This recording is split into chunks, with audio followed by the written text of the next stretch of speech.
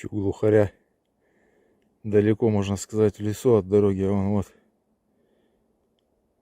меньше полкилометра ходит поперек моей тропы.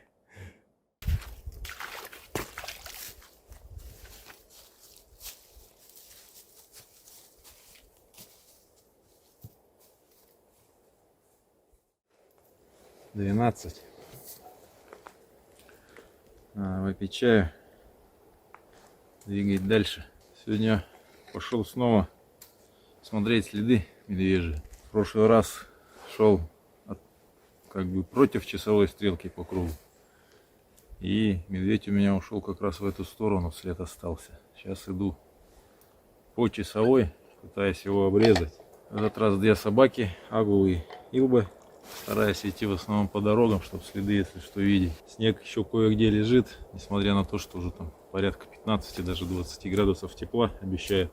Хотел проверить, еще одну крышу разглядел на космоснимке. Николай прав. Пока ее не ищешь, она вот попадается на каждом практически шагу. Сейчас она, чага вообще, конечно, нужна, я бы собирал. Но так как я только сейчас иду в лес, таскать ее с собой совсем неохота. Поэтому ставлю точки, отметки в навигаторе. И когда-нибудь, надеюсь, когда буду здесь проходить в другой раз, я ее срублю, потому что это уже третья. Метров, наверное, 200-300 отсюда еще две хороших таких. Два куска, два нароста.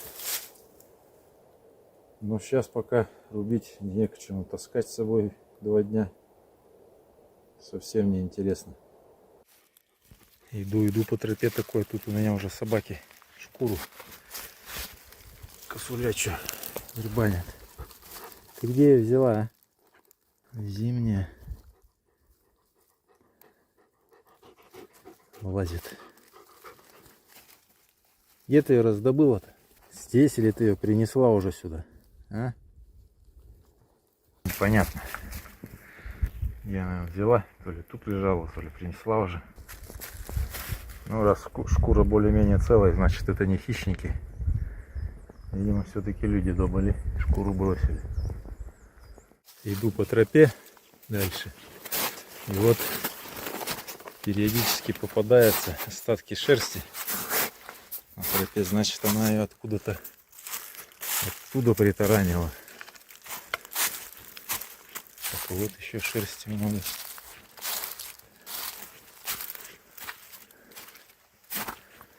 Ладно, сейчас, может, дойду до побойки. Вот такие находки бывают. По весне вытаивают.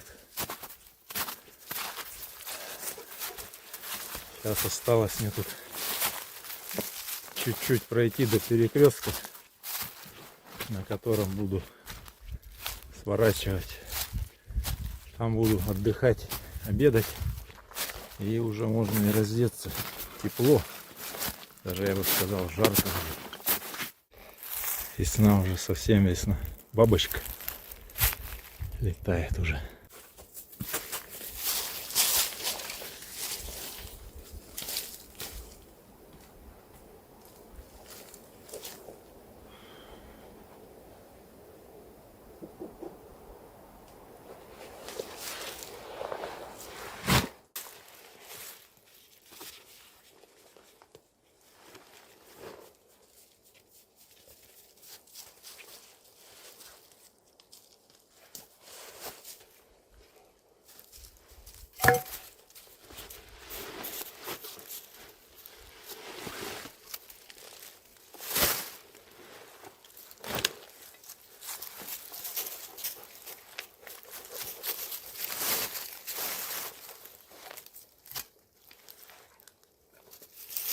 Пришли.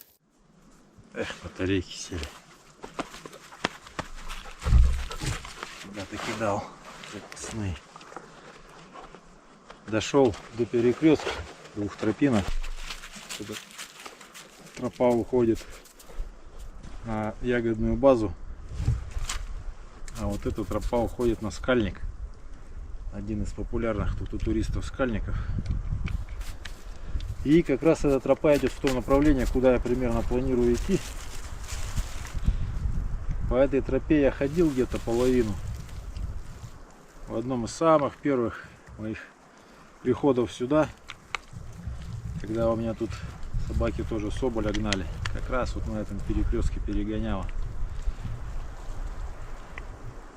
По-моему, Хара тогда еще была. Ой. Да, наверное. Какая Хара? Бася, наверное, была. Или Илба, я уже не помню, кто из них был. Пойду сейчас по этой тропе, перекушу маленько, отдохну.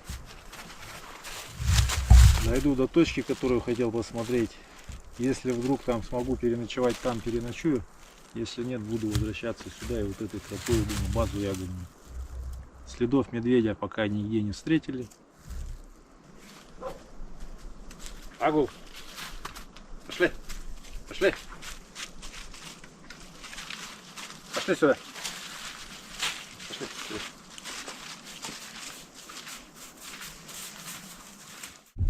Чего только не найдешь в лесу. Тут, видимо, какой-то балаган был. Может, зимушка когда-то была. Короче, стакан. Советский граненый стакан.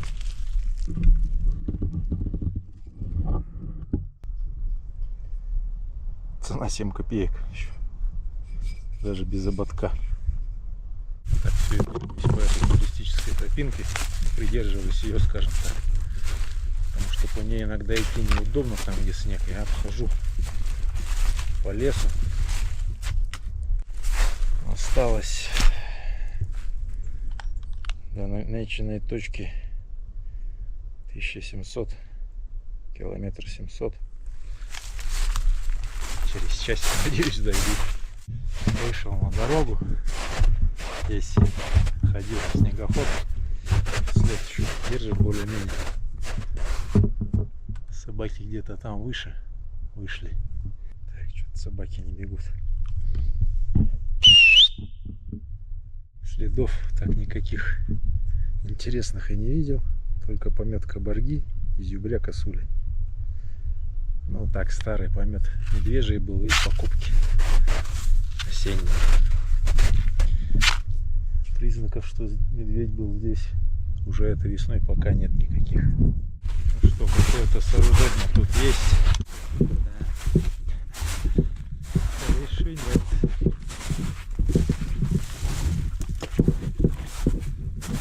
Не очень удачный результат похода. Все-таки я надеялся, что здесь более-менее нормально. Зимушка. Ладно, время у меня еще есть до 8 часов. Сейчас 4 часа дня. За час мне надо быстренько попить чай, скипятить еще чаю в дорогу и в обратный путь до ягодной базы.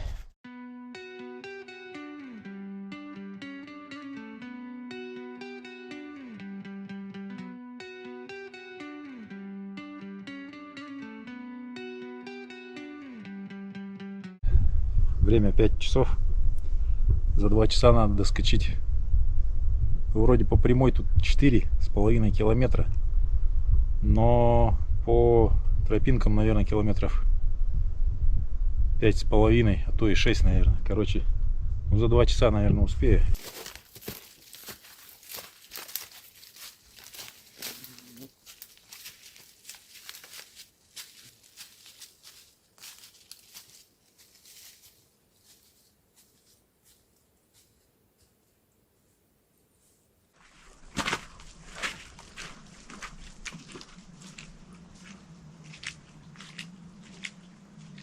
Что, успел засветло, солнце еще не село, 25 минут еще до заката. Что-то мне тут непонятно, все раскидано, даже губка скрыта и брошена, ведра развалены, чистый ковш был для воды. Склад, тут небольшой склад есть, заготовителей ягоды. Там ящики под ягоду хранятся. Он открытый. Хотя на нем стоит такая задвижка. Ну, вроде бы там все цело. Одна вот канистра валяется. Почему-то на улице. Непонятно. То ли человек какой-то шарился и бросил, то ли все-таки зверь. Надо мне сейчас, значит, воды посмотреть, отопиться и отдыхать. Короче, намотала сегодня, вот на данный момент, с самого утра, сейчас скажу, все ходы же записаны, 19 километров 100 метров. Собаки тоже устали, одна уже лежит, кобель еще маленько бегает.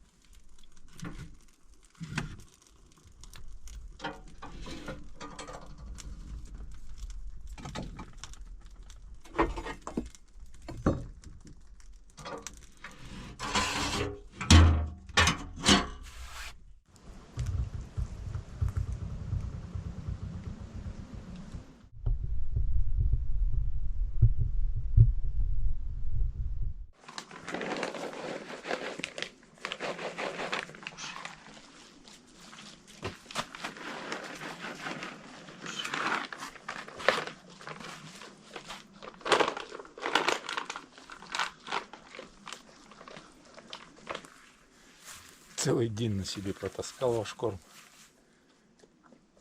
Почти килограмм. Что не сделаешь ради собак? А, собаки? Так, молодому надо добавить. Сказали, что у него аппетит хороший.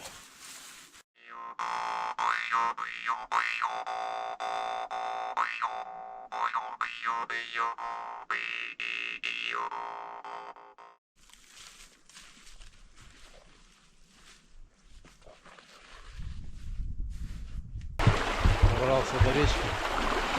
Она такая бурненькая. Надо где-то перепрыгивать. И здесь получилось перешагнуть. Вот оттуда сюда. Сейчас буду второе русло форсировать.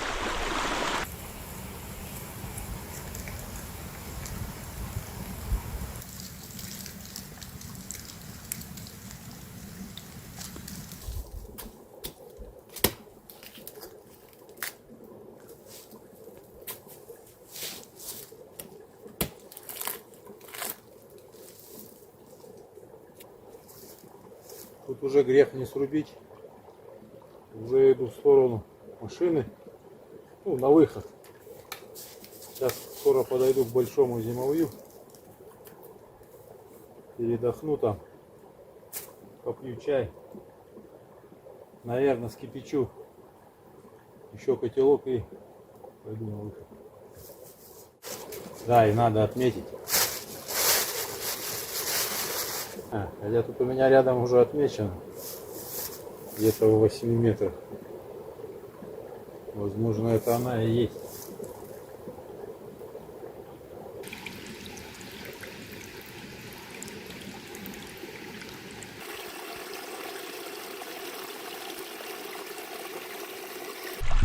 Шла неделя. Теперь то место, где воду набирал, выглядит вот так сейчас. Воду, наверное, вот здесь возьму. Проточную, так сказать. Бежит со всех сторон. Ручьи везде.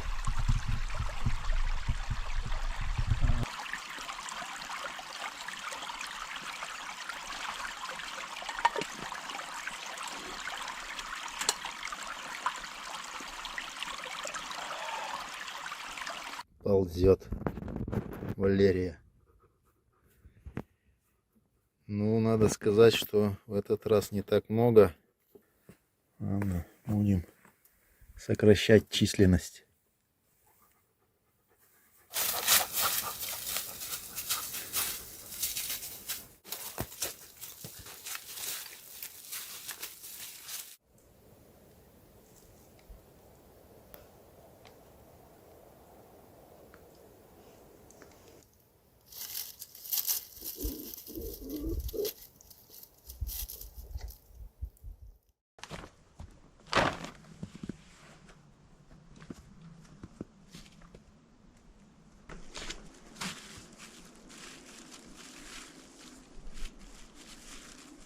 Снова помогли с мясного магазина. Там договариваюсь с ними, они оставляют мне свиные шкурки. Такая штука, она в принципе никому не нужная, ничего не стоит. Тут хорошо. Даже если жир мухи съедят, то сама шкура останется, она все равно запах дает. Ну и медведь ее жует. Ношу все на себе, в рюкзаке, поэтому заношу постепенно, периодически. Добавляю. Но пока здесь медведь не появлялся. В прошлом году 6 или 5 мая объявился на приваде. Сейчас у нас конец апреля. Открытие охоты на вальшнапа и глухаря, селезня. Как видите, открытие такое со снегом. Зима вернулась.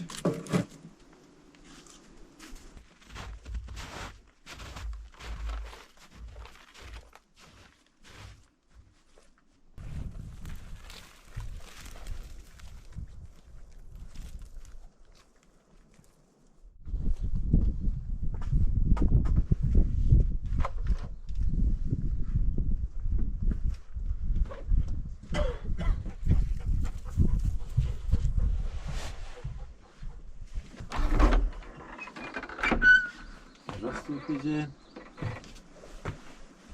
Все, добрались к обеду, как раз сейчас будем обедать, немножко отдыхать. Короче, как обычно. Ближе к вечеру поднимусь тут на гривку. Там, возможно, глухари есть. Хотя вот тут прошел несколько крупных деревьев, сосны, таких таковых, можно сказать, крупных, разлапистых, старых деревьев, но что-то под ними чисто. Что-то тут у нас прям совсем зима наступила. Даже ручей замерз, журчит там подо льдом. Сейчас буду искать вина брать.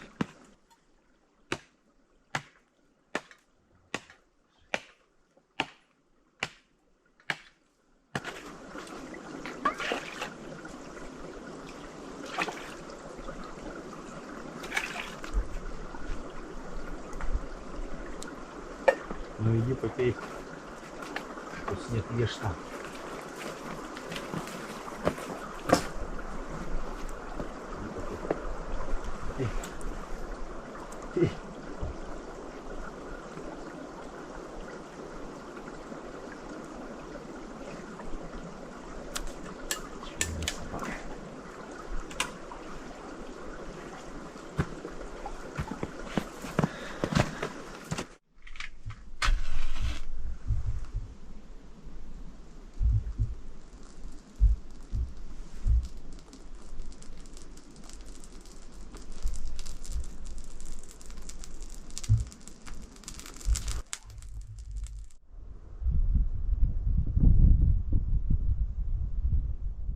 Так, пробую стрельнуть пулей.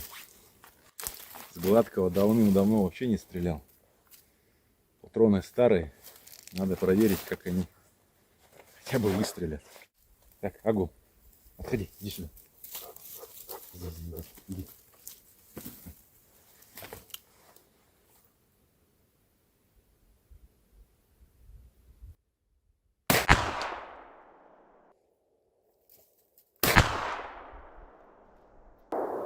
Так, ну вроде как попал. На удивление даже попал оба раза. Так вот была чурка. Расстояние тут небольшое. Что-то около 30 метров. Сейчас раскалю, посмотрю, насколько далеко. Насквозь, естественно, не прошли. Насколько далеко зашла и как повели себя пули. Так, вот первая пуля. Ну, точнее, вторая, наверное. Одна из пуль. Проникновение сантиметров 11-12. Пуля Полева, экспансивная, ППЦ-Э, так называемая. Вот она прошла и раскрылась. Вот хорошо видно. Сейчас будет, достанем.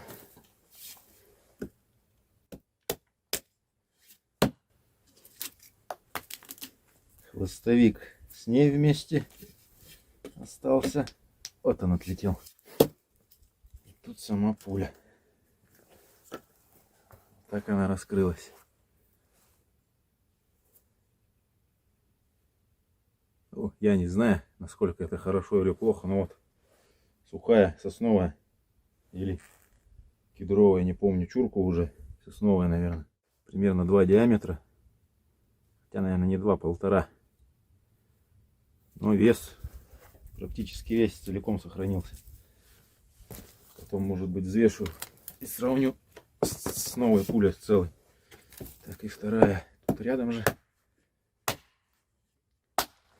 Целился чуть ниже. На таком расстоянии можно было целить в центр. Тоже хвостовик здесь на месте. Глубина проникновения такая же. Если сравнивать с первой пулей, 1 в 1. Вот, вместе с хвостовиком. Это даже, по-моему, чуть больше раскрылось, да. Чуть больше. Ну, в общем, стрелять можно, по крайней мере, на таком расстоянии. Попадать можно. Хочу пройтись по речке вниз. Попробовать покидать удочку. Насчет рыбы не знаю, если она здесь сейчас, но по этой же реке, в устье реки, можно сказать, ну и, соответственно, выше, там, где река уже такая достаточно большая, там рыбу ловят. Здесь я еще не пробовал, ну и даже не видел, скажем так. Но попробуем, мало ли, вдруг повезет. Удочки у меня никакой нет специальной. Совсем памяти не стало, оставил коробку с аккумулятором для камер, с пауэрбанком, телефон. Короче, энергии у меня нету.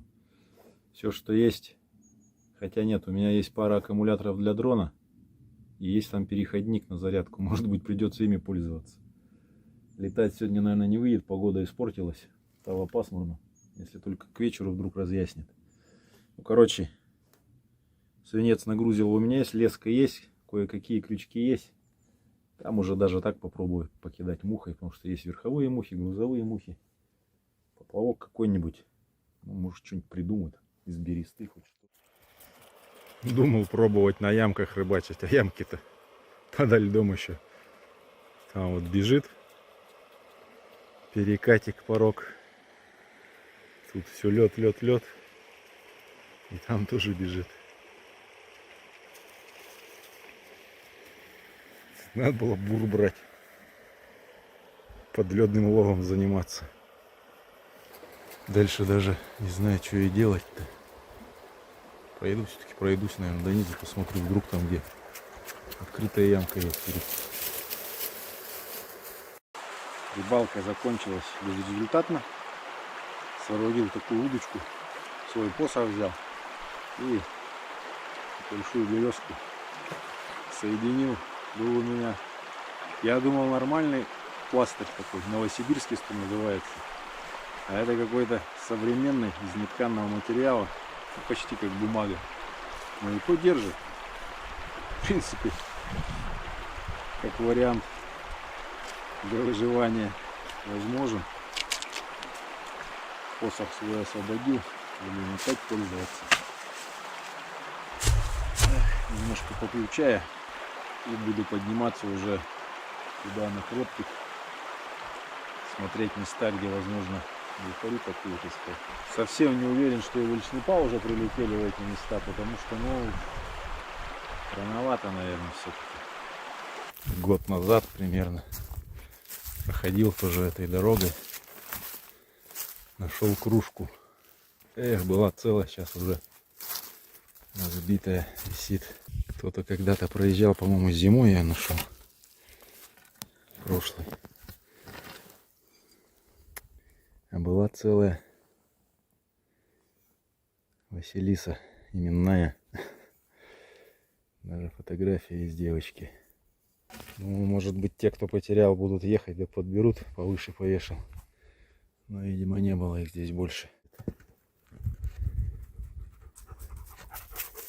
Серьезный пес. Две кополухи прилетели, сели. Вот она одна. И вторая тут. Значит, где-то только рядом. Вот она сидит.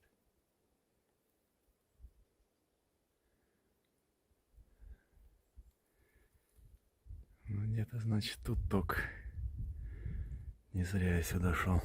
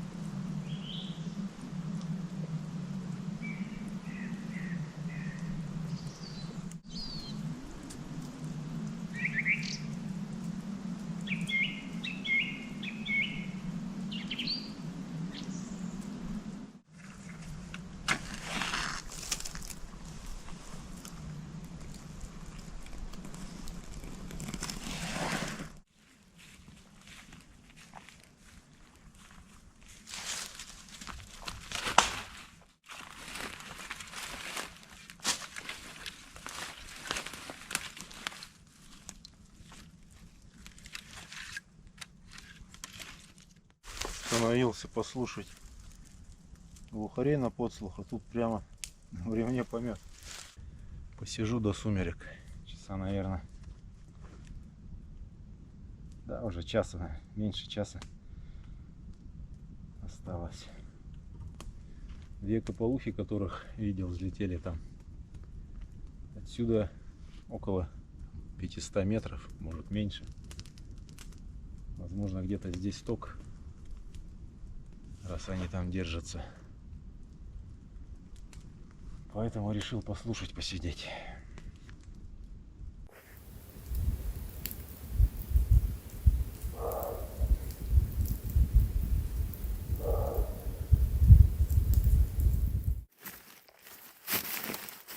Сидел, надеялся услышать подлет глухарей, но не вышло. Вот осталось 500 метров. Надо спуститься зимою.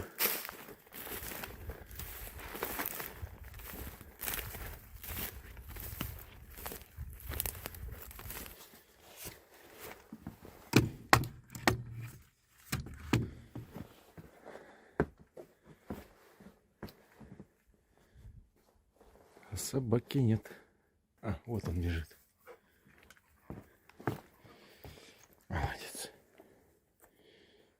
Ой, сколько клещей-то у тебя. Ничего себе.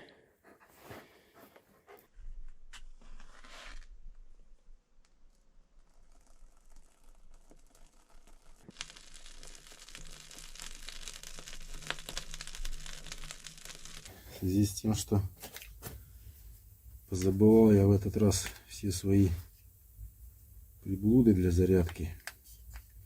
Благо вспомнил, что вот есть такая приспособа у меня. Аккумулятор от квадрокоптера к нему переходничок и вроде как должно заряжаться. Сейчас проверим. Еще ни разу не пробовал. Но если будет заряжаться, это будет замечательно.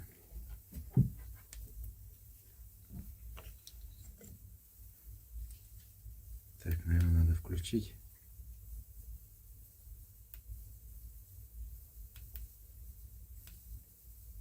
Ага. Непонятно. Да, заряжается. О, загорелся огонечек на камере. Ладно, пускай заряжается.